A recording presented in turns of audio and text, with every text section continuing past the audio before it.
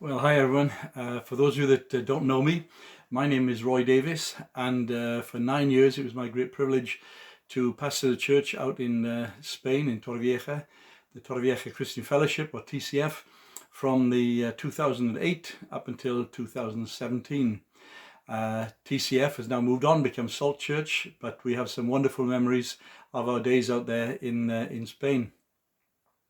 During our time out there, we met up with Ken and Carol on a number of occasions, and it was good to share fellowship with them. And so, I'm just want to share some things with you, maybe a few of these videos just to help you and encourage you in your walk with God. So today, I want us to look at the topic of David's formula for success. Now we read about this, you know the story so very, very well. It's about the shepherd boy against the giant, David against Goliath, and we've heard this time and time again, but I hope that there'll be a different take on it so we can learn something. So what I want us to do is to read from 1 Samuel chapter 17, verses 1 to 51, and I'll be reading it from the NIV, okay? Now the Philistines gathered their forces for war and assembled at Socoh in Judah. They pitched camp at Ephes-dammim between Socoh and Azekah. Saul and the Israelites assembled and camped in the valley of Elah and drew up their battle lines to meet the Philistines. The Philistines occupied one hill and the Israelites another, with the valley between them. A champion named Goliath, who was from Gath, came out of the Philistine camp. His height was 6 cubits and a span. He had a bronze helmet on his head and wore a coat of scale armor of bronze weighing 5,000 shekels. On his legs he wore bronze greaves, and a bronze javelin was slung on his back. His spear shaft was like a weaver's rod, and its iron point weighed 600 shekels. His shield bearer went ahead of him. Goliath stood and shouted to the ranks of Israel, "Why do you come out and line up for battle? Am I not a Philistine, and are you not the servants of Saul? Choose a man and have him come down to me. If he is able to fight and kill me, we will become your subjects. But if I overcome him and kill him, you will become our subjects and serve us." Then the Philistines said, "This day I defy the armies of Israel. Give me a man. Let us fight each other." On hearing the Philistines' words, Saul and all the Israelites were dismayed and terrified. Now David was the son of an Ephrathite named Jesse, who was from Bethlehem in Judah. Jesse had 8 sons, and in Saul's time he was very old. Jesse's 3 oldest sons had followed Saul to the war. The firstborn was Eliab, the second Abinadab, the third Shammah. David was the youngest. The 3 oldest followed Saul, but David went back and forth from Saul to tend his father's sheep at Bethlehem. For 40 days the Philistine came forward every morning and evening and took his stand. Now Jesse said to his son David, "Take this ephah of roasted grain and these 10 loaves of bread for your brothers and hurry to their camp. Take along these 10 cheeses to the commander of their unit. See how your brothers are and bring back some assurance from them." There with Saul and all the men of Israel in the valley of Elah, fighting against the Philistines. Fat chance.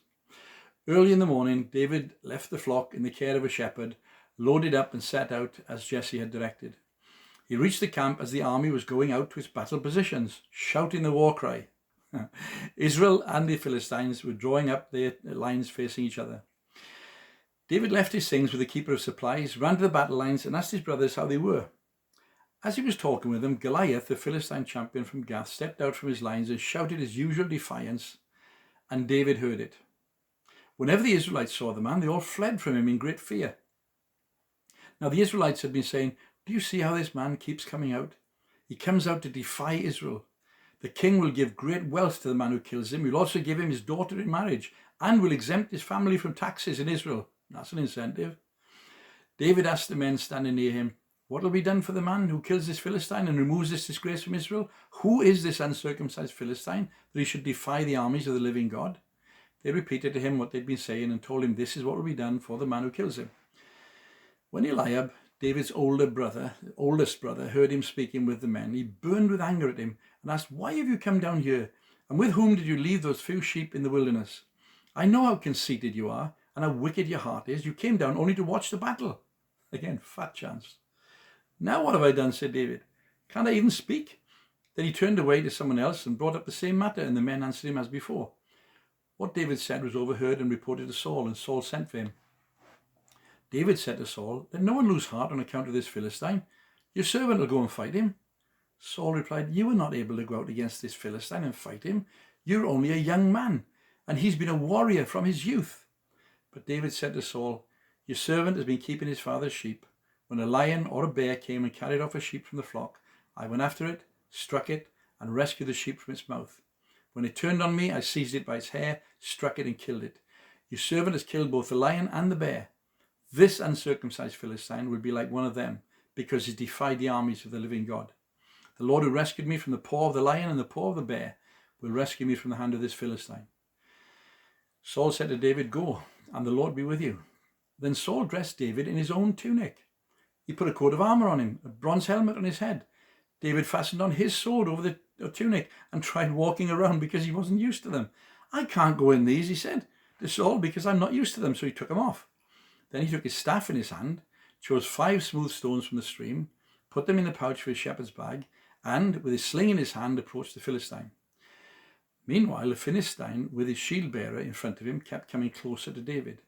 He looked David over and saw that he was little more than a boy, glowing with health and handsome, and he despised him. He said to David, "Am I a dog that you come at me with sticks?" And the Philistine cursed David by his gods. "Come here," he said, "I'll give your flesh to the birds and the wild animals." David said to the Philistine, "You come against me with sword and spear and javelin, but I come against you in the name of the Lord Almighty, the God of the armies of Israel, whom you have defied. This day the Lord will deliver you into my hands, and I will strike you down and cut off your head. This very day I will give the carcasses of the Philistine army to the birds and the wild animals, and the whole world will know that there is a God in Israel.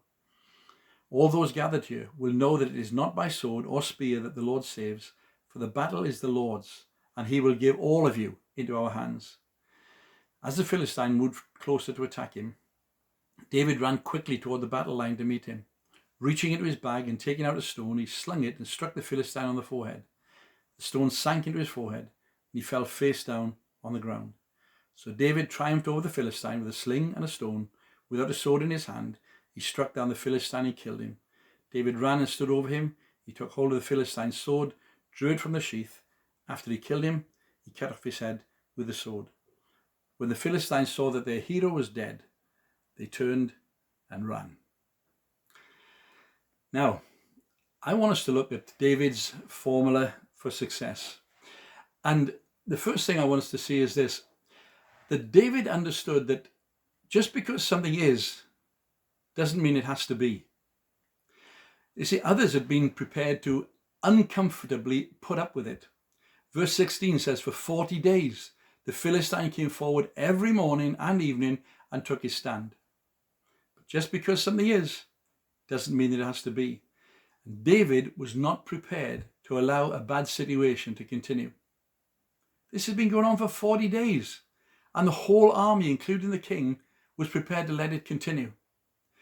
Maybe they were hoping that somehow the threat might go away and the situation would somehow resolve itself.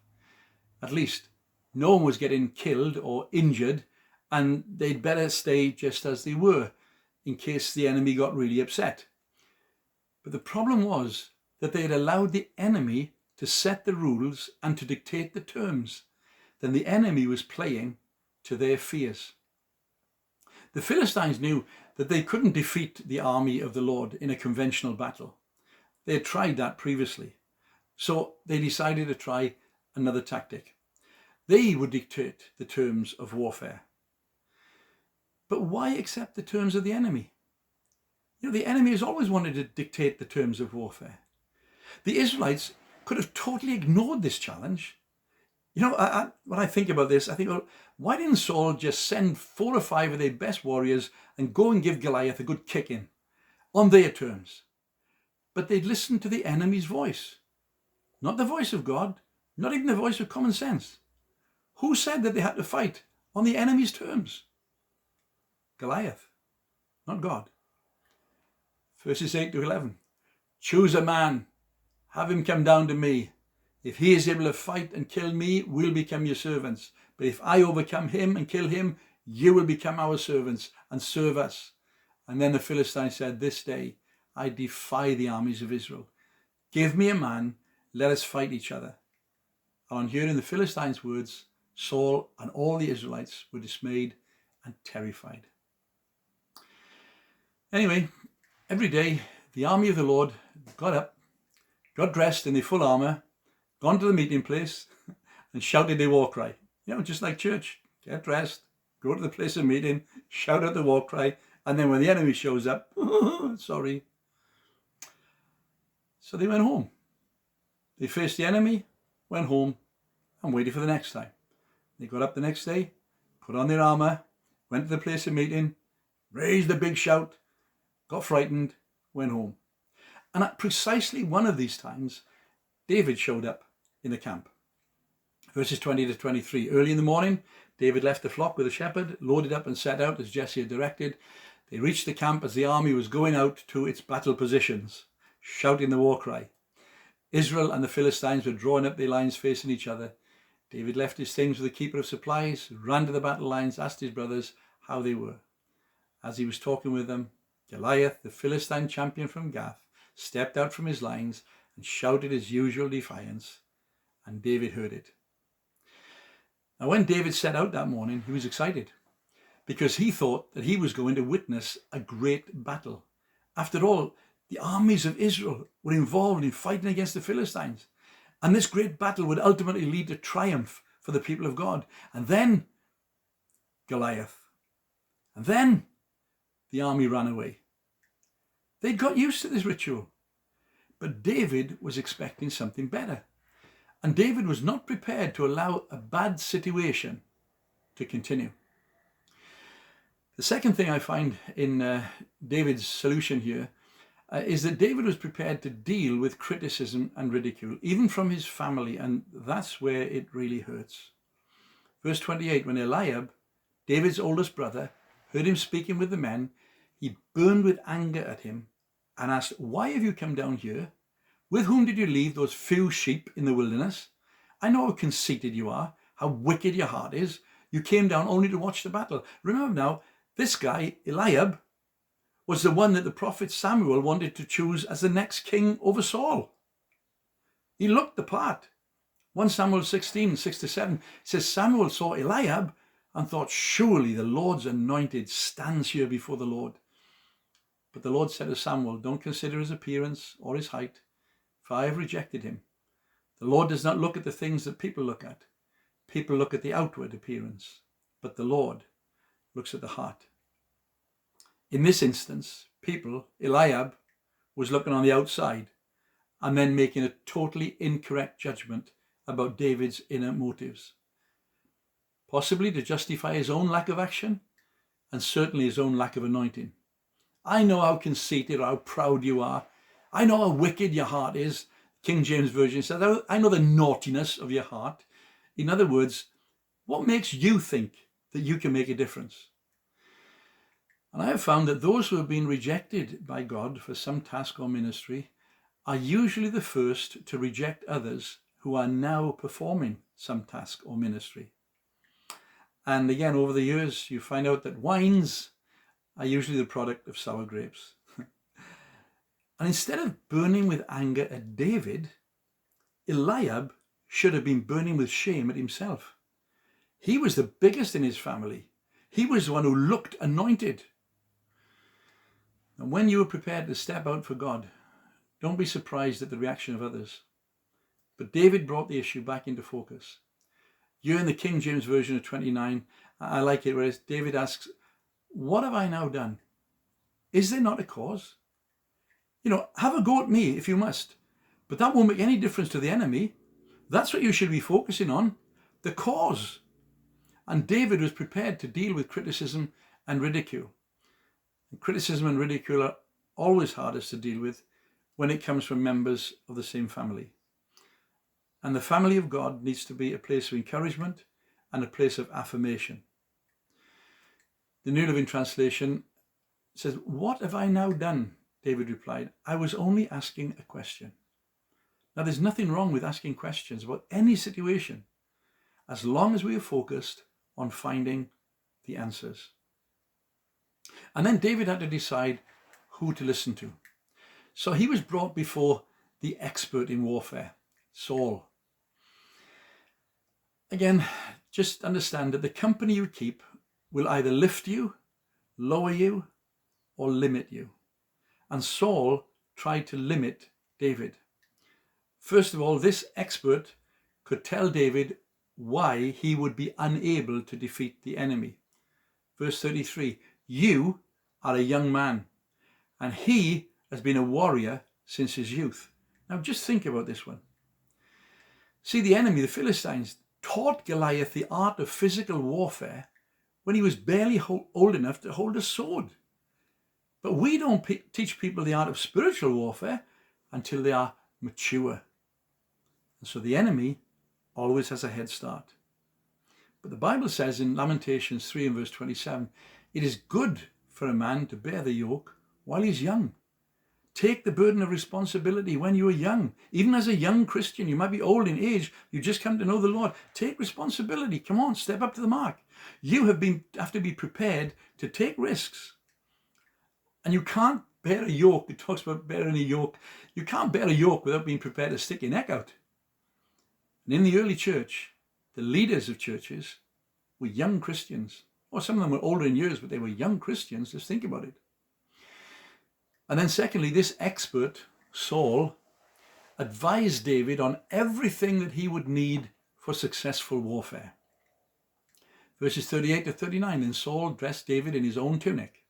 He put a coat of armor on him, bronze helmet on his head. David fastened on his sword over the tunic, tried walking round because he was not used to them. I can't go in these, he said to Saul, because I'm not used to them. So he took them off. Saul gave David his tunic, clothed him with his armor, gave him a great bronze helmet, and let him use his own sword. Well, if all these things are so good, why didn't the flipping expert go out and do the work? But I've learned something about expert. Break it down. X is a has-been, and a spurt is just a drip under pressure. So don't ever be an expert. I don't want to be an expert in anything.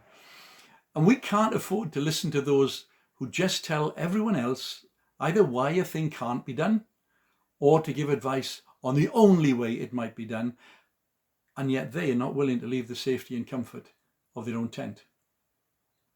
Sometimes the worst tent to be in is content with the status quo, content with just doing the same thing all the time, content to criticize, content with mediocrity, content with an undisciplined lifestyle, content with an independent spirit, content with a lack of success.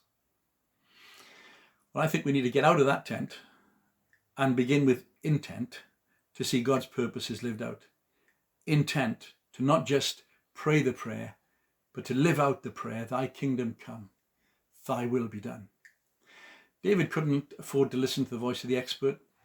He had to go with the voice of God. He had to go with what he believed that God was telling him. David had to decide who to listen to. And then the fourth point I want to make is this, that David used new tactics for a new situation. This enemy would be different to the others he'd fought before. We all know there are three classes of enemy that the Christian has to face: the world, the flesh, and the devil. And I've fought different enemies in my ministry. We all know that the world is a constant enemy trying to impose its godless standards upon us, so it is a daily battle with the world. We also have to fight against the flesh and the devil, fighting against demonic activity, and yet Jesus said, I've given you all authority over all the authority and all the power of the enemy. But then the flesh. See, the flesh is not only our own carnal desires, but the pressures and the opinions of others. And I found of all these enemies, I think the worst by far is the flesh. David, for instance, had killed a lion and a bear, but he'd never killed a man. He'd gone up against things that had great strength, with huge muscles and sharp claws, but he'd not gone up against anything that could walk on two legs in seemingly impregnable armor, or throw a spear, or wield a sword. He'd never gone up against anything this size before. The guy was 9'6".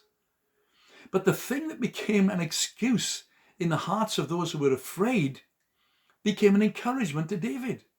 While they were all saying, wow, look at him, he's too big for me to hit, David was thinking, look at him, he's too big for me to miss. David was used to using a sling. That's all he had. But it was a very effective weapon. Now, in Judges 20 and verse 16, we read of some people from the tribe of Benjamin. There were 700 select men who were left-handed, each of whom could sling a stone at a hare and not miss. And that's not a rabbit, that's one of these. Sling a stone at a hare and not miss. And the skills were passed on and enhanced, because later on, when David was being pursued by King Saul, some men joined him from the tribe of Benjamin. And we read about these men in 1 Chronicles 12 and verse 2, that they were armed with bows and were able to shoot arrows or to sling stones, right-handed or left-handed. Do you know, I'd give my right arm to be ambidextrous. No, forget that. Saul was from the tribe of Benjamin. Perhaps Saul could have been a bit handy with a sling. But what about the new tactics bit? If David was carrying a sling with him, you can be sure that he would also be carrying some stones already in his bag, because that's what shepherds did. I mean, if a wolf was to suddenly show up, you can't say, "Oh, hang on, Mr. Wolf, wait a minute while I go and fetch a few stones." No, they had their stones in their bag. So David had general weaponry with him, but this was to be different. A different enemy, a different target. David needed new stones for this battle. And in order to pick them up, it seems obvious, but it has a spiritual significance as well. But in order to pick them up, he had to kneel down. And we will not be able to pick up the appropriate stones against the enemy. We will not get the right strategy for success unless we are prepared to let go of the successes of the past, as well as the failures, and kneel before God, so that we can pick up whatever is necessary for our day and our dead generation and for our community. In past battles, David had just gone up against the physical presence of the lion and the bear. Here, he was not just going against the physical presence of Goliath, he was going against the defiance of God. And he picked up new stones. I would have thought that the best kind of stones would have been nice sharp ones, you know. But he picked up smooth stones, probably to help with the the way it goes, trajectory. David picked up new stones. David used new tactics for a new situation.